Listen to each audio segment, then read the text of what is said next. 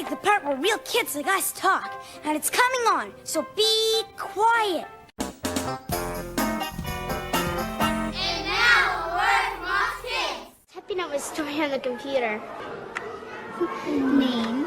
We just finished the very first sentence. My Family, written and illustrated by Catherine Dorr. I'm Catherine Dorr, and this is my family. My mom, dad, me, and Fluffy, my cat. Now I've told you about my family in the present, I'd like to tell you what my family will be like in the future. I'd like to live in a cozy little apartment in New York City with my daughter, son, and husband. I will be a famous author. Catherine, I wanted to start off by asking, so I know that this is going to be, drawing back farther into time, but before we talk about A Word From Us Kids, had you heard of Arthur before your appearance on the show? Because you were in season 1 of the Arthur cartoon, so before that, all there were the books. So I'm curious if you were familiar with Arthur before you were on the show. We were very familiar with Arthur, actually. I think that our teacher had kind of been like planting the seeds for us because she knew what was happening. But Arthur books were very popular even before the show came out. We were reading them all the time in our first and second grade classes, and then we kept reading them even as the show was on. So, yeah, they were very popular even before the show. So, did you have a favorite one? I don't know if I really did have a favorite one. But I'm not sure. I mean, I have a favorite one now, obviously. Oh, what's your favorite one now? Well, obviously, my favorite book now is Arthur Writes a Story. Right. Because it actually hadn't been released yet. Oh. It released after my episode aired. It had been written already, but it wasn't released until after my episode aired. So, yeah. That must have felt special to be able to have that release come so quickly to when your episode aired. Yeah, it came out. I can't give an exact date, but it did come out after my episode had aired. So I was like, oh, did that come? But it turns out the book, Mark Brown had already written that book before the episode came out. So, yeah. So there's one thing I wanted to ask about something that you said. So you said that your teacher kind of knew that this might be happening before you were on the show. So was your appearance done through your classroom at the time? Yes. My second grade teacher had a friend who worked at WGBH, which is the PBS in Boston, where they were producing the shows. So I guess they were scouting for kids in the Boston and Worcester areas, and my teacher just happened to know somebody, so that's how they got the connection and filmed with my particular class. And we're just outside of Worcester, Massachusetts. So okay, this is something that we were always, my co-host and I, Lucas, were always curious about this from the very start of like what exactly was the process and how they found the kids to be on the show, because a lot of times, as is your case, it was a classroom full of kids, so there was like a scouting involved and you were in the area, so that makes a lot of sense. Yeah, and we were split into 3 separate episodes. Oh, okay. So my class is Arthur Writes a Story was the first one that aired, and then My Dad the Garbage Man. Okay. And My Club Rules were also my class. Oh, okay.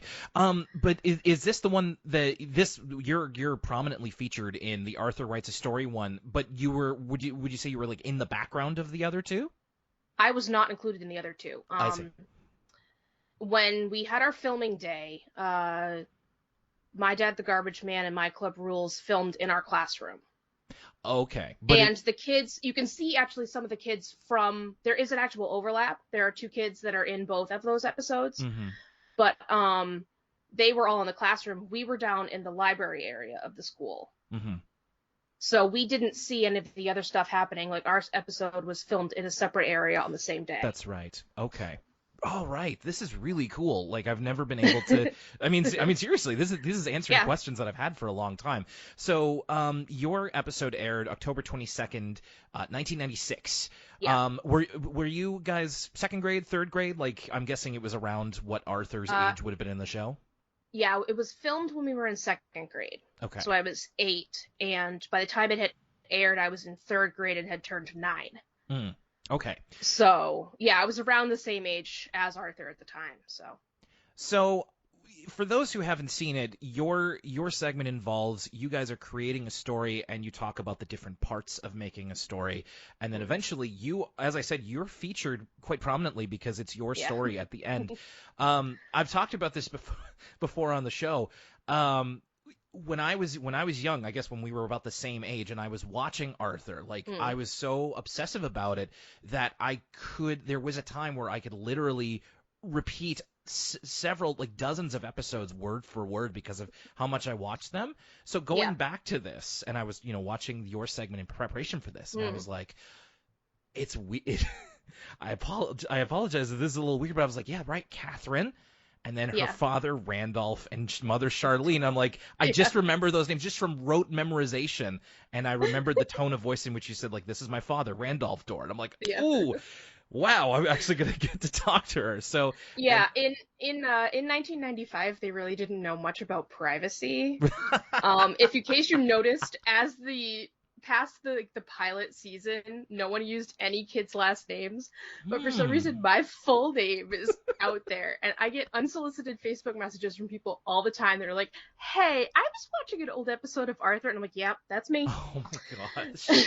Well, I'm so glad that you agreed to talk. You agreed to talk to me. I didn't even realize that, like, because you're right. That's a really good point. There are those older Arthur episodes where kids are just saying their names willy-nilly, and I remember some of them right off the top of my head, but I would never think to, like, just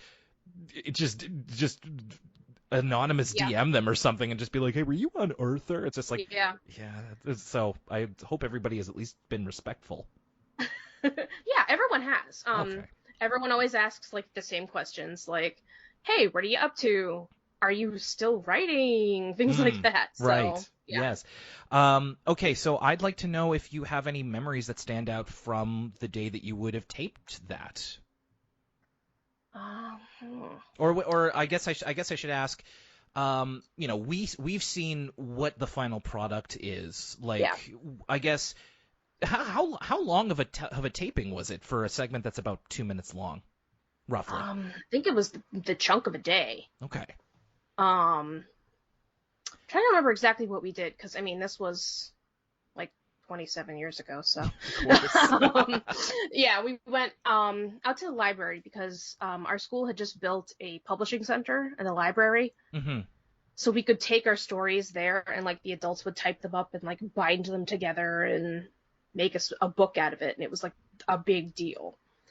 So we were in that area of the library, and, like, at one point they had us sitting there writing stuff and illustrating and talking about how to make a story. Then we went to the computers and typed the story. That was something I'm sorry to interrupt you. That was something you mentioned in your Twitter DM of, like, the old school Macs, like the kinds that our elementary schools used to have. That was a real blast from the past. The kind that had the special program to teach you how to use a mouse, because we had never used a computer with a mouse before. Right. The computer I had at home at the time still ran on DOS, so. Okay. Man. With the 5.5 floppies. Floppies. Yep. Oh my lord. And we were typing up. I guess we were typing my story up, which it was like a hypothetical thing. We weren't actually doing it, but. And then we all sat. I think that the kids in my episode were picked because we had all had stuff already made by the publishing center. Right. So we all had our own stories, and we all sat around and we all read our own stories, and they filmed each of us reading. Mm-hmm. And we didn't realize at the time that mine was the one that was going to be featured. But I think at the end I don't know if they took all of our books or if they only just took mine, because they had determined that they were going to use mine. Right. And then I ended up getting it back, like, maybe 3 or 4 months later, because they actually took it to PBS headquarters and filmed the stuff with it. Oh, and a lot of kids, their stuff that they made for the show, like, was never given back to them and was, like, cut up and used and stuff. Oh. But they knew that this had sentimental value to me, so they, like, kept it intact and sent it back to me. So, and I do still have it. Oh, that's cool. I'm glad they at least let you keep it. It was, I guess, something else I'm curious about, just about filming. You said it was kind of a long day. Like when you're a kid and you're not necessarily like seeding into acting or something. Like, did it feel like a long day, or do you remember having fun? I think I remember having fun. I mean, it was so long ago. Yeah, I don't know. But it's not like a bad memory. Like, you weren't like around... sweating under studio lights or anything like that for like hours on end. Oh, no. Okay. We sat around and read stories. Nice. Okay. That's not a bad way to... Was this on a school day? Yeah, it was during a school day. Nice. So. Okay. Nice. That ain't so bad. So your episode airs in late October of 1996. So you've mentioned before, obviously, that people in the years following have, kind of tracked you down. But what was it like immediately after? Like when you like watched the episode live and then kind of afterwards, if you remember anything like that? I don't know. I think it wasn't as big a deal when I was a little kid.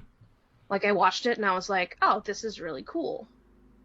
And then as I grew up and stuff, and I was like, wow, as the show progressed, I think, I was like, wow, I was in on the ground floor of something like this. And then I'm in a store and I see a VHS of my episode on the shelves. Right. Like, and I'm like, oh, wow, this is kind of a big deal. That kind of leads into one thing I wanted to ask you about, which is your relationship with the show after it became, all caps Arthur, like the cartoon that everybody knows.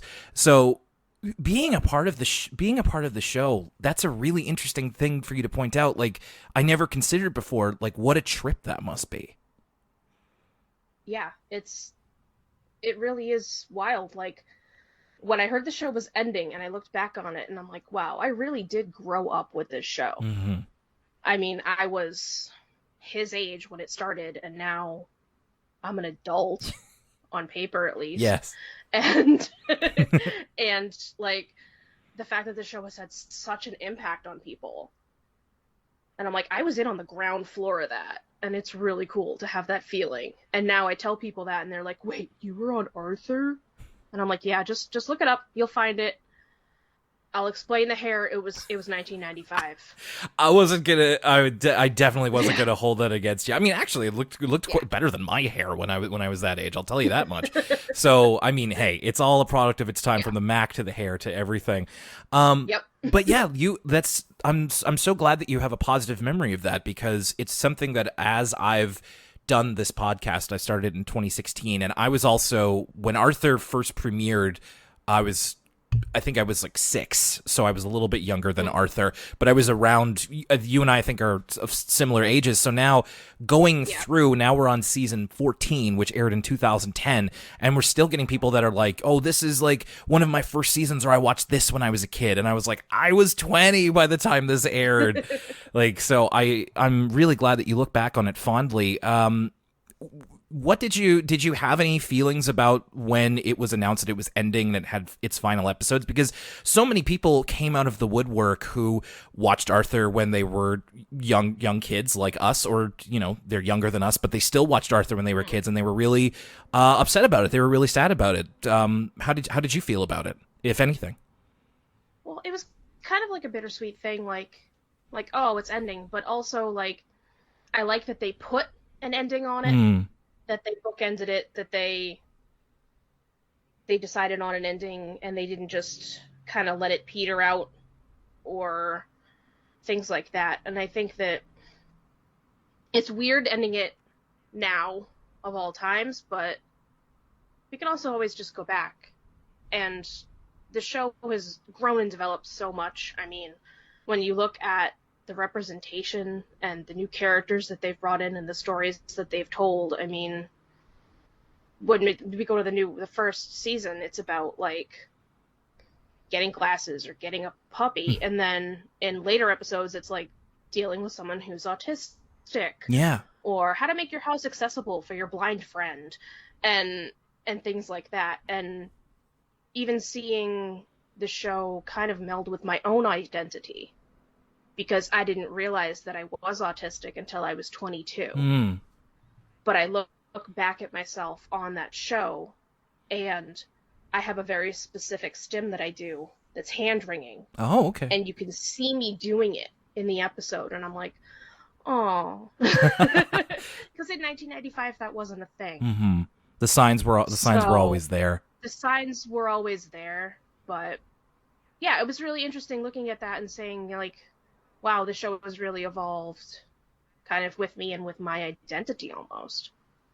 That's a really cool way to look at it. So, yeah, Catherine, whatever you would be willing to share, as I guess many people have asked you when they've, snuck into your DMs or whatever. It's a lot of time to cover, so, feel free to go into as much detail or as little detail as you want to, but what has your life been like since then? Who is Catherine Dorr, if I may ask? Well, I'm not going to be that for very long, so... Well, let's see. Well, since then, I graduated from high school with most of the kids I was in those episodes with. Mm-hmm. We were a very small class, and I'm still in touch with most of them. Mm-hmm. Not Plumber Kid, though. Sorry. I have no idea where Plumber Kid is. Fair enough. Yeah, I went through high school with most of them. I'm still in touch with most of them. I have an undergrad degree in speech and language disorders. I have a master's in public health. I'm currently a disability advocate. I do not have a published book right now, unfortununly. Right. Yes. I might make a difference in the future. I might actually get back into writing. Mm-hmm. I have done some writing. I wrote for a hockey blog for a while. Oh, nice. And yeah, I'm a big Bruins fan. Right. Right on. Repping the hometown team. Well, and my second favorite team is Pittsburgh. So Sidney Crosby's from over here. I'm from Halifax, Nova Scotia. Exactly. So you're welcome. Yeah, well, Brad Marchand is too. That's yes. See, you know, I guarantee you know more about hockey than I do. Cole Harbour versus Hammond's Plains. Yeah, I know a lot about hockey. You might know more about Nova Scotia than me. Well, I know that Boston gets their Christmas tree from you guys every year. That's right, they do. It's a long-standing tradition. Yeah, it's cool. Yeah, but yeah, and then do not have the daughter, son, and husband that I said I would have in the show. I have a fiance and a cat. That's pretty good. I think typical in typical millennial form. Well, it's like I have a wife but no cat, so it's like I think you're doing pretty good right now. Yeah. What's your cat's name? Yeah, and I'm her name's Francie. Nice. She's a tabby. She lives with my fiance, but she tends to like me more. So. But yeah, and I'm planning on getting married next November. So. Ooh, good time of year. Yeah. Good time of year for it. I think that was when my wife and I got married. We kind of did so outside of the typical wedding season, and it actually really paid off for us. So best of luck. Well, we're Halloween people. Ooh, is it gonna be? So we want to get married around Halloween. Oh, it's gonna be a Halloween wedding. I love Halloween weddings. That's so cool. We spend a lot of time in Salem, so. Oh man. Well, advantage of having Salem right here, so. Man, I'm double excited for you. Congratulations on your engagement and your upcoming wedding, and I hope it's as spooky as you guys want it to be in all the good ways, in all the good ways. Yes, and we'll be wearing hockey jerseys too. So. Oh, this sounds awesome! I'm so glad I got to talk to you. I did want to just ask very quickly: is there anywhere that I found you through Twitter, and you do have a Twitter, but is there anywhere that people listening to this might be able to find you that you're comfortable sharing? I think I'm comfortable sharing my Twitter handle. That's fine. That's at Big Bad Braid. It's mostly just me yelling about hockey. Hey, mine's me mostly yelling about professional wrestling, so I totally get it. Yeah, my fiance is big on that. So, man, I'm liking you. I'm learning a little tangentially from him. I'm liking you guys more and more. And the last thing I wanted to ask is, since this is an Arthur podcast, first of all, favorite Arthur character, if you have one. I don't know if I necessarily have one. I think I was a big Francine kid when I was younger. And then also Brain too. Okay, Francine and the Brain, very strong, very strong choices. And Francine, of course, a hockey player, so that it only makes sense. Yes, she is. And I mean, other than your episode, are there any other Arthur episodes that you can remember being ones that you really liked, or even your favorites? I don't know if I necessarily do. There's so many of them, so yeah, there are a ton. I don't blame you. Well, specifically the episode that featured that introduced Carl, the Mm-hmm. autistic character. Yeah. I don't like saying the name of the episode, but Oh, right. So yeah, because the name of the episode actually isn't very good. You're right. There is an alternate name, and this is the one that we actually covered it recently, When Carl Met George. So yeah, I like that name a little bit better. I do too, and I don't think we really talked about it in the episode, but like, yeah, geez, not crazy about that one either myself. Yeah. So very good point. Yeah. Catherine, it's been really great talking to you. I mean, it's so cool to be able to put together this picture of Arthur fans. I mean, we love featuring not just Arthur fans, but people who have been a part of the show, and I'm really glad that it's positive memories for you. So thank you very much for speaking with me, and I hope that if anybody wants to follow you on Twitter, that most of their questions will have been given answers here. But yeah, I'm really glad I got to talk to you. Yeah, likewise. Hey, it's Jason Schwimmer, and I'm from the Finding DW podcast. You can support this podcast by following on Facebook, there at Elwood City Limits, Twitter at ECL Podcast, Tumblr, Elwood City Limits, IG, as the kids say, Elwood City Limits. If you want to send them an email, drop them a line at elwoodcitylimits@gmail.com. This podcast, the one you're listening to now, is available on iTunes, on Spotify, youtube.com/Elwood City Limits, and on your favorite podcast platforms. And if you want that extra sweet content, check out the Patreon at patreon.com/Elwood City Limits. How'd I do? And now a word from me, Holly Holland, in Canadian Oklahoma.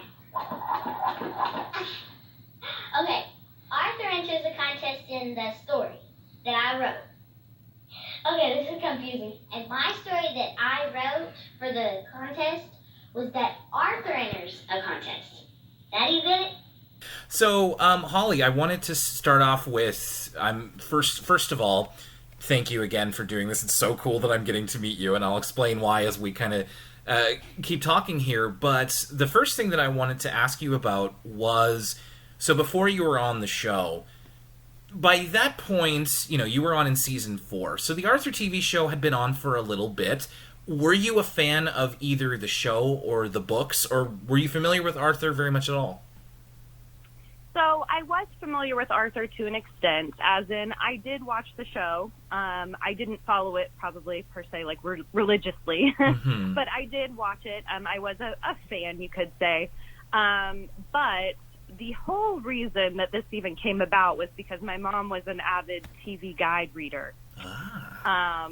And so that's what kind of hooked her, and she saw, the contest is what it was called, in TV Guide, and had told me about it and said, do you know what Arthur is? And I said, well, yeah, I mean, we watch it every, so often, but it wasn't on our TV all the time. We only had one TV in our house. And I was 8 at the time when this contest came out. So, yeah, I was a fan, but I didn't watch it all the time. Gotcha.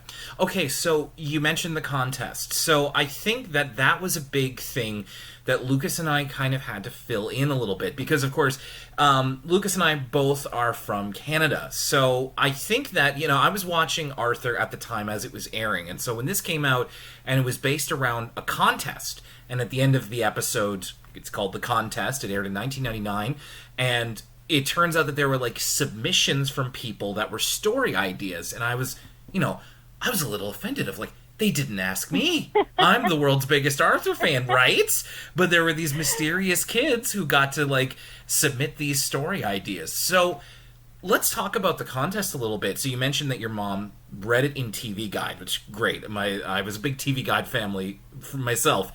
So what exactly was the contest? What do you remember about what the object of it was and what the prize was? Yeah, so, speaking of the prize, that's actually a funny portion to this whole story. Yeah. I used to live in California. That's where I was born. And then we had moved out to Oklahoma. And my mom still had her TV Guide subscription that she loved, even though it was kind of phasing out. It wasn't really a thing anymore. Yeah. We didn't really use it in Oklahoma that much. But she read about this contest, and it was literally called, Write Your Own Episode of Arthur, the contest. Or not the contest. I apologize. It was Write Your Own Episode of Arthur. Yes. Read it. She brought it to me and said, "Oh my God, Holly, you should enter this. You like Arthur, you watch it." And I said, "Mom, no, I'm not a writer, for one. I'm 8, and I just don't see, even at 8 years old, I still had this concept of there's 10 millions of people, everywhere in this world. There's no way this little girl in Canadian Oklahoma could ever win, so why on earth would I enter it?" And so I sat on the idea for a little bit. My mom kind of kept poking at me. It was probably a week that went by. And I finally, as a joke, said, "You know what? I'm going to write a story, and I'm going to say that Arthur and his friends enter a contest, and I'm going to put the little play on it that it doesn't matter, who wins or loses or anything like that. It's just about playing the game. That's the best part." And so my mom took it and said, "Oh my God, we're sending this in." And I was like, "Okay," and to me it was still a joke. At the time, speaking of prize, I didn't know what the prize was. It didn't go into detail as to what it was. It just basically said you get to write your own episode of Arthur. So we didn't even know what all it entailed. But it was a while after, it was a long time after, my mom received a phone call, and they had said, my mom's name is Cookie. They said, "Cookie, you didn't fill out the paper that says that Holly doesn't get any prize money and also does not get, benefit later from the show." And my mom said, "Okay, well, how do I go about that?" And, at the time, this was 1998, we didn't have a fax machine at the house. So they said, "If you could get that to us as soon as possible, that'd be really great." And my mom just said, "Okay, I don't know why this is such a big deal." I mean, this was literally almost a year after I had submitted it. Yeah. And so my mom runs to the nearest Staples, which was 25 miles away in another town. And she faxed it in, and the second the fax went through, well, actually, let me go back. My mom got off the phone call and said, "You won." And I said, "No, I didn't." And she said, "Why would they ask me that and have me send a form if it didn't matter?" You know what I mean? And so, the second she sent it, they called and they said, "You've won." And basically, it was they were going to take my concept, that I had written, make an episode from it. So I did not write the thing line for line, clearly. But I think it's really cool how they adapted it into the fact, I'm thinking if somebody else won and didn't have my story, how would they have been incorporated, the other runner-up story? So I think that's really clever how they did it, and was able to showcase them as well. You know what I mean? Because I don't know how they would have done it before. Well, and it's so cool to hear that this was your idea. We were so curious for a long time, and I think that extends to everybody listening to this episode right now, and the greater Arthur fandom of just because it took place before the internet was a big thing. There's so much information about how this episode came about. So you were kind of you were almost meta before meta. Arthur has definitely gotten self-reflexive in the time that it's been on air, but yours is one of the examples where it's it's really looking inward, and all of the style parodies in the show. And of course, you mentioned that the idea of them doing the contest was your idea. I think that was really clever. I do, and I tell my mom that all the time. I'm I don't think I would have won.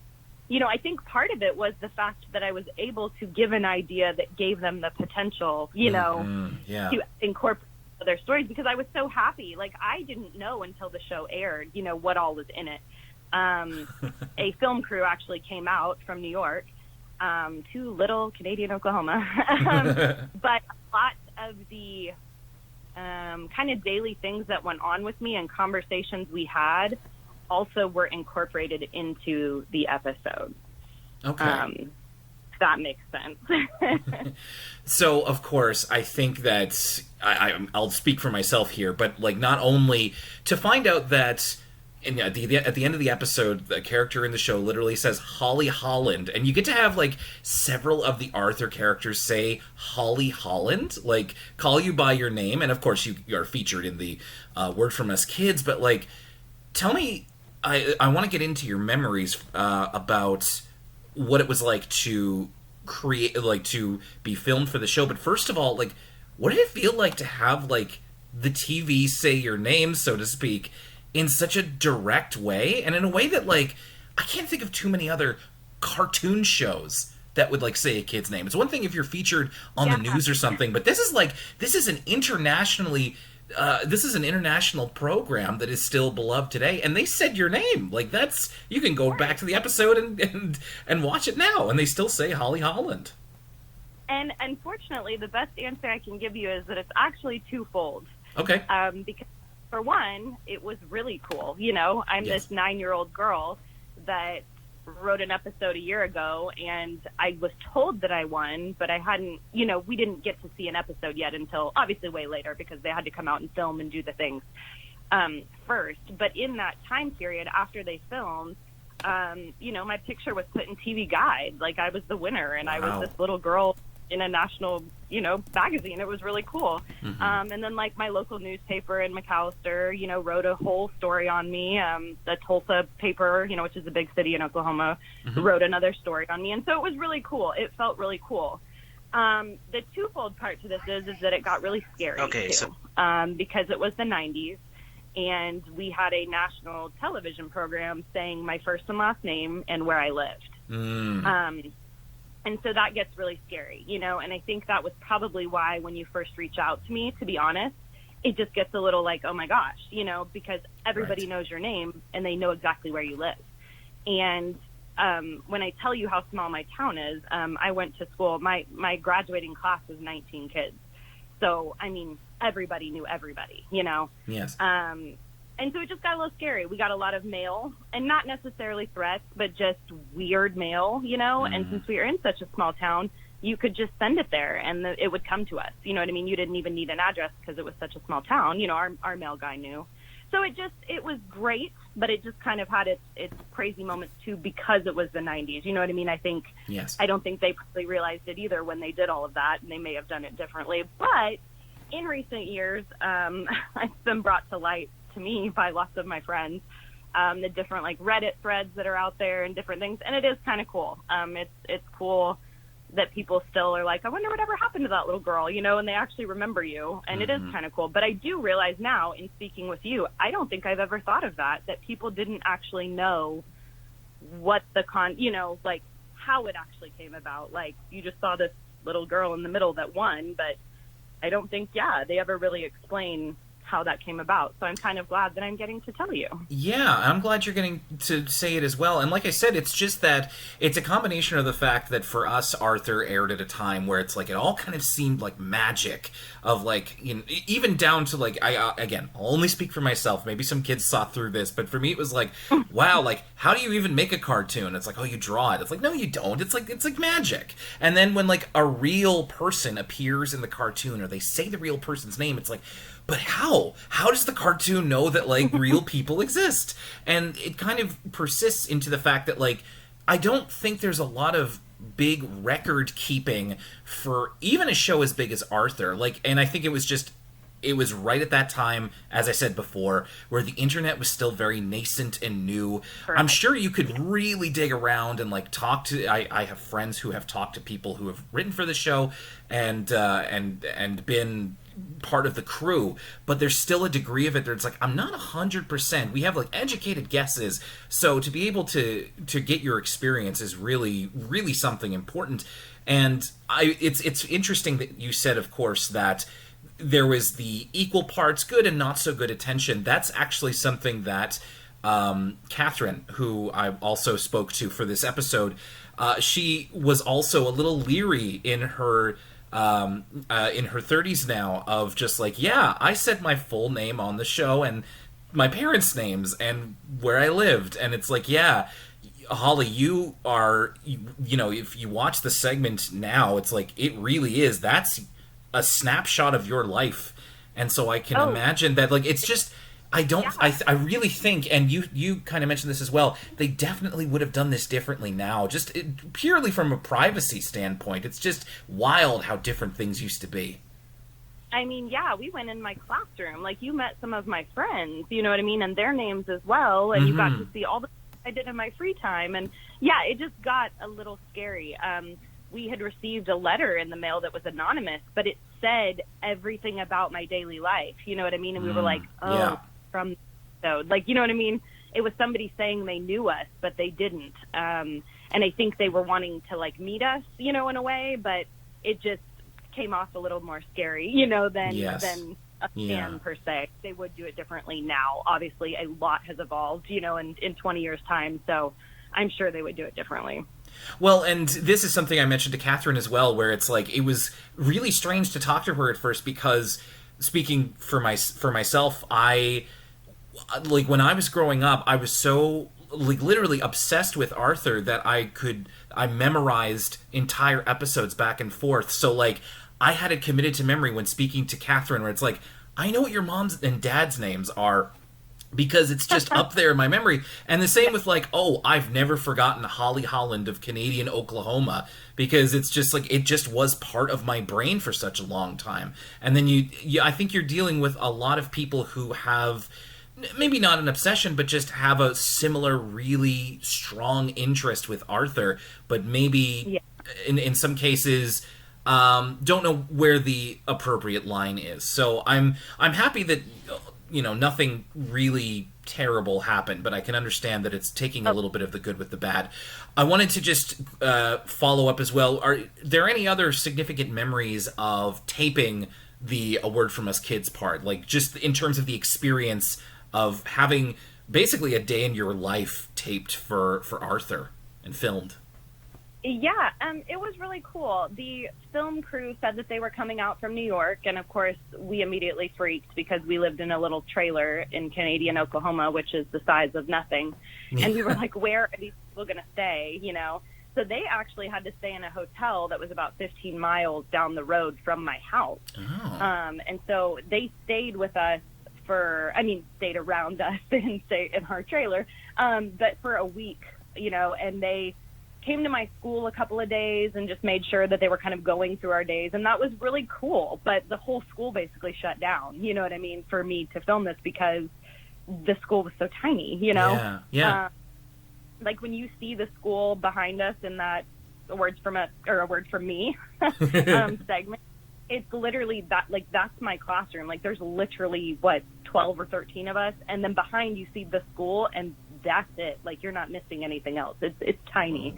And so it caused a few fights among my friends because I got to pick, you know, 3 people that got to come play basketball with me at my house. And so it was cool, but yet again, there was some good with the bad. They joked a lot with me. They were really good with me because obviously I'm not a child actor. So they kept saying, you know, quit looking at the camera. Look at us. And I can't do this. You know, the take that is where I say, now do you get it? And I'm like on my bed. I swear we shot that probably 100 times and I could not get it right to save my life. So finally they're like, we're done. Like, this is, and I'm like, why are you trying to make this perfect? Because it's not going to get, you know, any better than what you're getting. But there are a few things. I remember hearing the episode that you guys did about that episode, the contest. There's a time in there where you guys talk about how it says 5 years later, ... you know, and it goes and the kids look huge. A lot of that was kind of about my life because it took the time frame from when I entered the contest to when we actually, you know, they told me I won and they came out and filmed was a long time. Like it was literally a year and a half to maybe 2 years. And then I didn't even see it for even longer. So it was kind of a running joke with us the whole time they were here. So much time had elapsed, but it took them a lot, you know, to go through all the stories and make sure that everything was good. And then the reason the kids are like bigger is because at my school, you know, we had preschool through 12th grade, in the same building. And so those kids, even though it was a little bit of time, I mean, they looked huge to me. So they just kept making fun of me throughout the day filming, because all these kids were huge, but they were my friends, even though they weren't. Another one was when, oh my gosh, what did you talk about? The part where they say she must be related to somebody. That was another thing to my life, because as they were in Canadian filming, everybody knows everybody. So it was a running joke every time, we'd drive anywhere with them, we'd wave and they'd be like, you know them too? And I'm like, yes, we're probably related. So it was just a running joke. So it was really cool to see the whole episode later that had so many little things, from my life that I know a lot of other people don't get, or you can make assumptions of what it means, but it meant a lot to me that they did, piece it together in that way for me.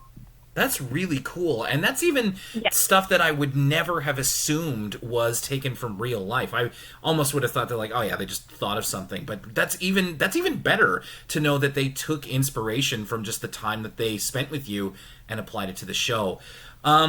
I wanted to move forward a little bit, and I think this is a good time to just talk about.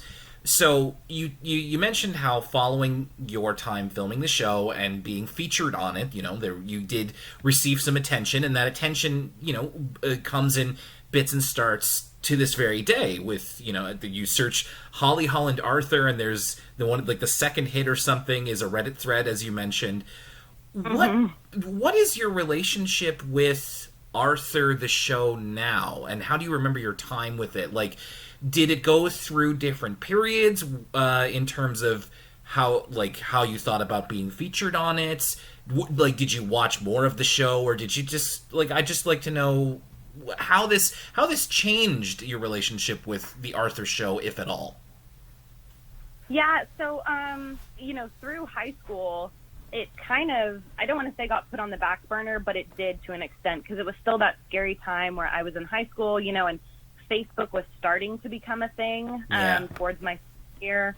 My parents completely locked down my Facebook. I wasn't really allowed to have one, because the second I opened one, we got flooded with messages. And I say we because my parents were on it. Yes. Some good messages, some crazy, just weird things that in my teenage mind I didn't need to be dealing with, and I'm sure that's what, any child star that's on TV, not saying that I'm one, but any kid that's on TV, I'm sure, they don't have social media for that reason, or at least their parents are over it. And so then once I got into college, I went to the University of Oklahoma, and it was weird because I actually had a girl in one of my classes recognize me. The reason she did is because we were doing an assignment together, and I wrote my name at the top of the paper, and she kind of took aback, and she was like, what? And I was like, what? And she said, are you, and she couldn't say it, and she's like, are you Holly Holland from Arthur? And I was like, oh geez, where do I go with this? Do I say yes? Do I not? Well, she was a super fan, loved it. She asked if I would autograph some things for her family and her brother and sister, and of course I did with no doubt. I just did it quickly. But other than that, I mean, through college, it was kind of one of those things where, when you go into the classroom and it's your first day and they're like, go around the room and say something cool about you, or say a fact that nobody would know, Yeah. I always used that. That was my fact, and people would just be like, yeah, right, But I was also at that age where everybody knew what Arthur was, So even in my college years, people knew what Arthur was. They're like, you're lying. And then they'd look it up and they'd see. And so through college, it was kind of just a cool thing. And then yet again, it kind of faded off. And then recently, I've kind of started to do more of those TikToks that, say, they'll never know. And then it fades back to your face, on the show. Yeah. And sometimes I've gotten a few people say it's kind of cool, but they haven't, it hasn't really became a thing. But I like people to know now. I mean, I think it is cool. And I want people to know that I am a person and I'm not, some crazy star or whatever, but I don't mind sharing the story, of how it went and how cool of an experience it was. I'm really glad that you have good memories of it, because it is it's just, I still think about it just it is, from the outside, it just seems really cool. And you were always, I think, going through the show, Lucas and I, from very early on, we were just like, man, I'd love to talk to one of these kids. And then once we got to your episode, we're just like, this would be like the person to talk to, because you were your appearance on the show is so much more involved. As you mentioned earlier, it's like, it's not a word from us kids, it's a word from Holly Holland of Canadian Oklahoma. So you have such an interesting into the show that we've spent the last several years really talking about. And of course, I imagine that interest can continue to drum up, because this year is the year that Arthur ended it, and now, as I mentioned before, it's like you're a part of that story in your own way, in a very direct way, as opposed to a lot of us fans who, you know, supported it and watched it and still talk about it to this day. You were directly a part of it, so I wondered if you had any thoughts or feelings about Arthur ending its run as a cartoon on PBS.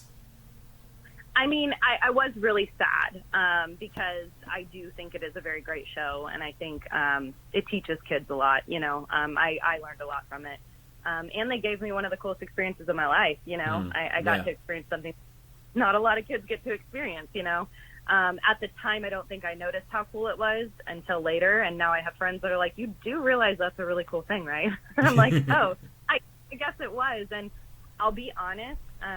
You know, I'm 32 now, and I look back and I'm like, who would ever want to, like, when the episodes air, like back before, you know, this year of the, you know, it ending, when the episode aired, my episode, I would know, because I would get like 50 new ads on Facebook. Yeah, right. Want to be, and I just had to stop adding people because it gets scary. You know, I'm not a big time celebrity, so I don't know who you guys are, and I can't just add, you know, for you to follow me, because it is my personal life, you know. Of course. Yeah. But then now being 32 and like hearing your episode, I literally listened to it the other night when I was driving back from my contract, and it was one of, honestly, the coolest feelings to hear you say that. About me, saying, wow, I would just love to talk to her. That's so cool. And it just really impacted me. And that's why I was like, I have to go on this podcast, because why not? You know, and you being such a big Arthur fan, I get it. And it is cool. And so why not give you a little bit of my time to give you more insight on it? I am sad that Arthur ended, but I do think all good things do have to come to an end. I think 25 years, I think that's a good number. I think that's probably the best time to do it. So while it is sad, I'm also getting older too, so it's probably, you know, I wouldn't watch it as much now anyways, so better before it just dies out and goes to something not so great. Well, I will say, I know that you're not somebody who is necessarily, you know, in the public eye, so to speak, but it really is something here. Like, I'm looking at the Wikipedia page for Canadian Oklahoma, and you are one of two notable people. It's you and Charles F. Carey Jr., who was in World War II, and you're above him in this paragraph. No, I don't know who did that, and my sister-in-law brings that up all the time. She always says, but you are one of the notable people of Canadian Oklahoma. And it is funny. It's like, I'm on a Wikipedia page. You know, I have an IMDb page. Like, what? Like, really? Where are these things? You know, yes, my brother also has made some films. So, you know, and through college and different things. So I've been, you know, noted in his films, and then I think they tried to merge them. I'm not really sure. I didn't pay too much attention. It wasn't at the top of my list, but it is crazy. I recently, in the past year, people have said, you know, there's Reddit threads about you, and I'm like, what? Like, that just doesn't, it kind of boggles your mind, because you forget about it. You don't think about it anymore, but it's weird to know that people are still thinking about that, want to know what that little girl, you know, is doing nowadays.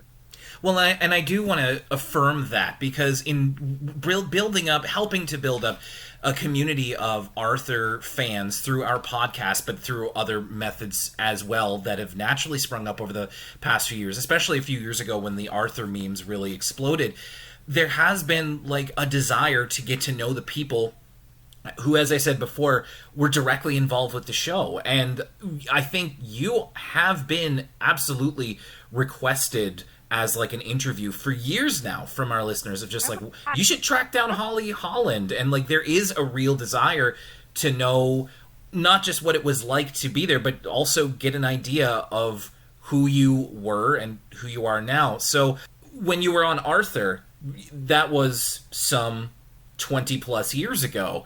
You and I, we're different people than when we were 8 and 9 years old watching the show or being on it in some cases. So I'd just love to know, and I'm sure our listeners would as well, what is the life of Holly Holland like? Like, what are you doing these days? Well, it is so funny that you bring this up, because I always think back to that episode, and, you know, when they do Now a Word From Us Kids, they want to get to know the kids, right, and kind of know what they're doing. And you go through my whole life at that time. You got a snapshot of literally my life, of what I did in a whole week, you know. But we never talk about, like, what I aspired to be, you know, or what I wanted to grow up and do. So I've always found that kind of funny that you got me as a little kid, but yeah, you don't know what I'm up to now. I went to college. I really wanted to do the sports medicine route, and that kind of just fizzled out, and now I'm a registered nurse. And so I travel. I'm an ER nurse, and I live with my boyfriend still in Oklahoma. And we have dogs, and we love it. That's what I do now. And I'm probably just going to put in a little plug for myself. I do have a resin shop, so I am Resin Nurse Holly, and you can find me on all platforms. But if people do want to get to know me more, that's the way that they kind of can, is through those platforms. Fantastic! You beat me to my last question. Can you just spell it? Can you just spell it again? Resin, RESIN, nurse, and then my name, Holly. It's all one word. But I make resin keychains and stuff like that. But I also talk a little bit about nursing from time to time on that. And I usually open it up for, like, general questions. Anybody that wants to know anything about nursing or anything about resin business, I'm here to help. And I'm sure if they had Arthur questions, I would answer those as well. Holly, it's been really great talking to you, and I'm just so pleased in both of the interviews for this episode. I'm really glad to see that both you and Catherine both have lingering positive memories of your time here, and I certainly hope that if anybody continues to reach out to you, that it's respectfully. And I want to say on behalf of myself and Lucas and our community here at Elwood City Limits, thank you so much for taking the time. I also, if you don't mind, since you have mentioned that you're a nurse, I'm sure that you have been working very, very hard the past couple of years after the onset of the COVID-19 pandemic, I imagine. Of course, yes. Yeah, and so I want to say thank you for that, and I am sure that everybody listening joins in, because we, 2020, and even more so now, considering that we're still in the middle of this, we want to thank you for everything that you're doing on your end. Thank you, and we're so glad to hear from you.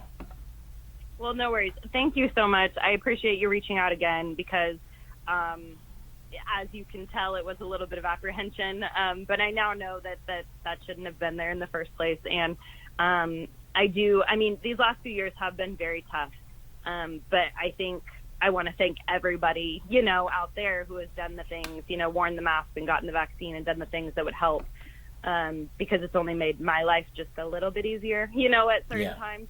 And so I appreciate the thanks. It's not necessary, because it is my job and I do love it.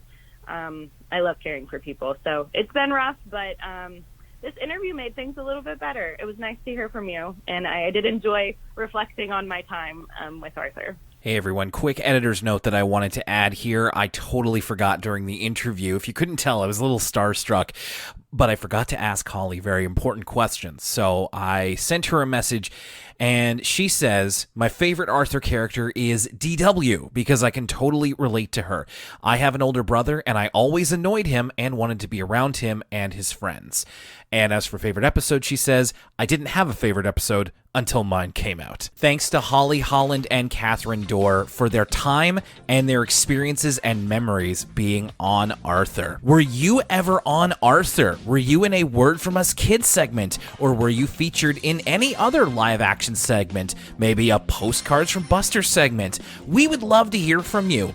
If you'd like to talk about your time on the show, any memories that you have, and what your feelings are about Arthur, please contact us. We are Elwood City Limits on Facebook, Twitter, Instagram, Tumblr, and you can email us, elwoodcitylimits@gmail.com.